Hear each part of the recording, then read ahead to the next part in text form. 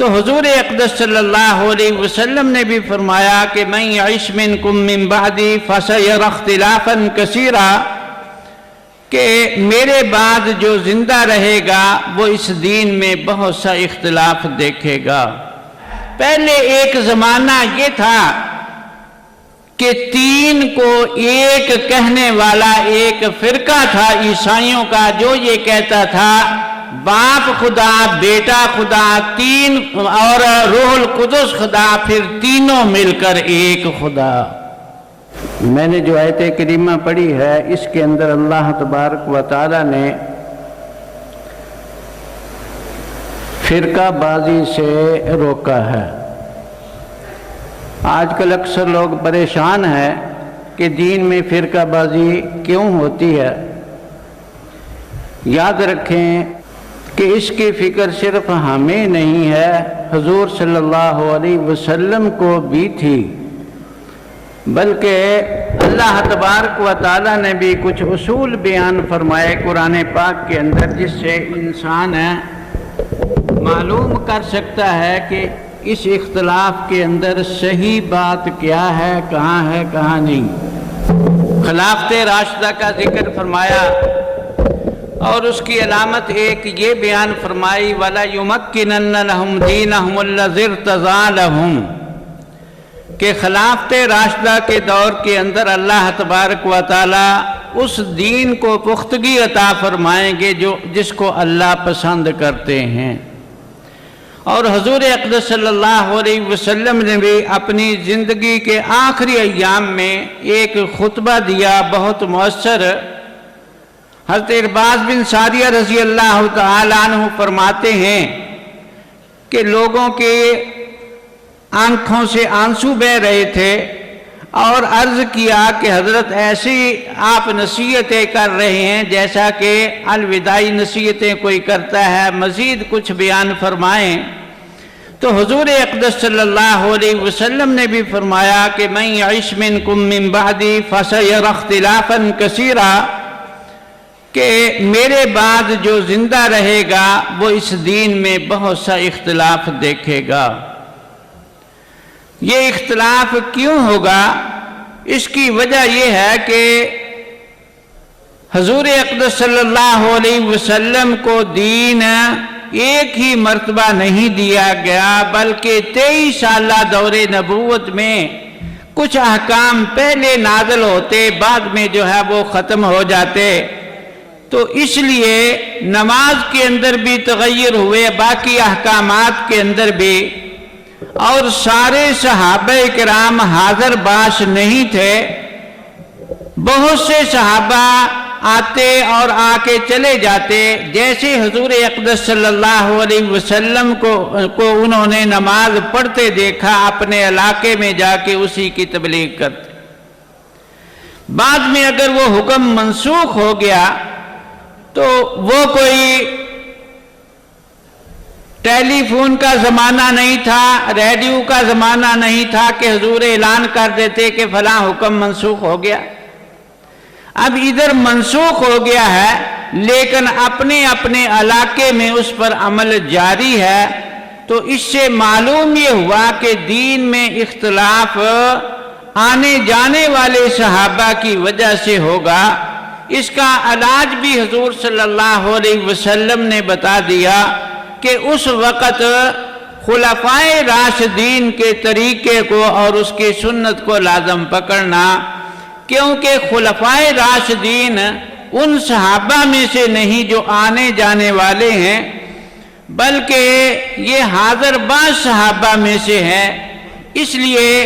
اس آیت کریمہ کے اندر بھی اللہ تبارک و تعالیٰ نے یہی مضمون بیان فرمایا کہ جہاں اختلاف ہو تو خلافت راشدہ کے عمل کو دیکھ لینا کہ اس زمانے کے اندر کون سا مسئلہ جو ہے وہ رائج ہوا، وہ اللہ تعالیٰ کا پسندیدہ ہوگا۔ حضرت نانوتوی نور اللہ مرقدہ ہدایت الشیعہ کے اندر، ہدیت الشیعہ کے اندر فرماتے ہیں کہ یہ ایک معیار ہے وَلَا يُمَكِّنَنَّ لَهُمْ دِينَهُمُ الَّذِي ارْتَضَىٰ لَهُمْ، کہ خلفائے راشدین کے زمانہ میں جس مسئلے کو تمکین ہو گئی وہ مسئلہ جو ہے وہ اللہ کا پسندیدہ ہوگا۔ اب یہی ایک معیار ہے اہل سنت والجماعت کے لیے کہ اگر تراویح کے مسئلے کے بارے میں مختلف روایات ملتی ہیں تو آخر میں حضرت عمر رضی اللہ عنہ کے دور خلافت کے دوسرے سال میں جو حضرت عمر نے حکم دیا وہ 20 تراویح کا حکم دیا۔ اب پہلے والی روایات اگر ہیں تو وہ ساری کی ساری ختم ہو گئیں۔ اسی طرح اگر ایک مجلس کی 3 طلاقوں کا مسئلہ ہے تو خلافت راشدہ کے اندر ہم نے دیکھا کہ حضرت عمر رضی اللہ تعالیٰ عنہ نے مسلم شریف کی روایت کے اندر فیصلہ یہی ہے کہ ایک مجلس کی 3 طلاقوں کو 3 ہی قرار دیا۔ اور یہ عقل کا مسئلہ بھی ہے کہ ایک مجلس کے اندر 3 طلاقیں 3 ہی ہوتی ہیں۔ آج کل اس مسئلے کو بڑا بدنام کیا جاتا ہے کہ اول تو 3 طلاقوں کو 3 نہیں مانتے، کہتے ہیں کہ ایک ہی ہے۔ حالانکہ ایک مجلس کے اندر اگر کوئی آدمی 3 گالیاں دے تو اس کو 3 ہی کہا جاتا ہے، 3 تھپڑ مارے تو 3 ہی تھپڑ شمار کیے جاتے ہیں۔ ایک ہی مجلس میں بیٹھا 3 فائر کر دے تو وہ ایک فائر نہیں ہوتا۔ تو یہ عقل کے بھی خلاف ہے۔ پہلے ایک زمانہ یہ تھا کہ 3 کو ایک کہنے والا ایک فرقہ تھا عیسائیوں کا جو یہ کہتا تھا باپ خدا، بیٹا خدا، 3 اور روح القدس خدا، پھر تینوں مل کر ایک خدا۔ تو وہ 3 کو ایک کہتے تھے اور یہ مسئلہ عقل کے بھی خلاف تھا کہ سارے کے سارے ریاضی دان یہ کہتے ہیں 1 جمع 1 جمع 1 جواب 3، لیکن عیسائی کہتے تھے 1 جمع 1 جمع 1 جواب 1۔ تو یہ عقل کے خلاف تھا اور وہ لوگ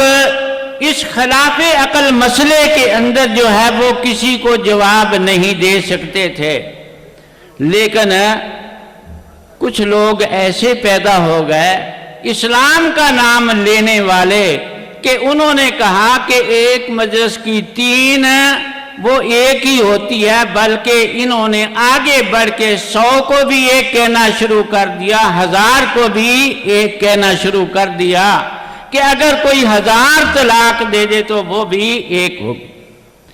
گویا کہ وہ لوگ جو پہلے شرمندہ تھے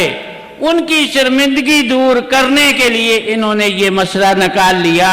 بہرحال میں یہ عرض کر رہا تھا کہ خلافت راشدہ کے اندر جو تمکین ہوئی ہے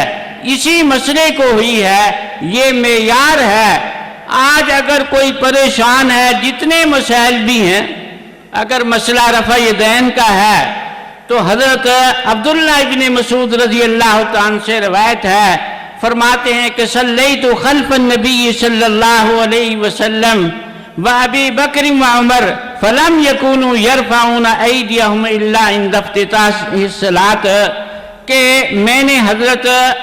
حضور صلی اللہ علیہ وسلم کے پیچھے، حضرت ابو بکر کے پیچھے، حضرت عمر رضی اللہ عنہ کے پیچھے نمازیں پڑھی ہیں، ان میں سے کوئی بھی رفع دین سوائے پہلی رفع دین کے نہیں کرتا تھا۔ اسی طرح اگر اونچی آمین کا مسئلہ ہے تو ابو وائل فرماتے ہیں، مصنف ابن ابی شیبہ کے اندر روایت ہے کہ کانا عمر و علی لا یجہران بسم اللہ الرحمن الرحیم ولا بالتعوذ ولا بآمین، کہ حضرت عمر رضی اللہ تعالیٰ عنہ اور حضرت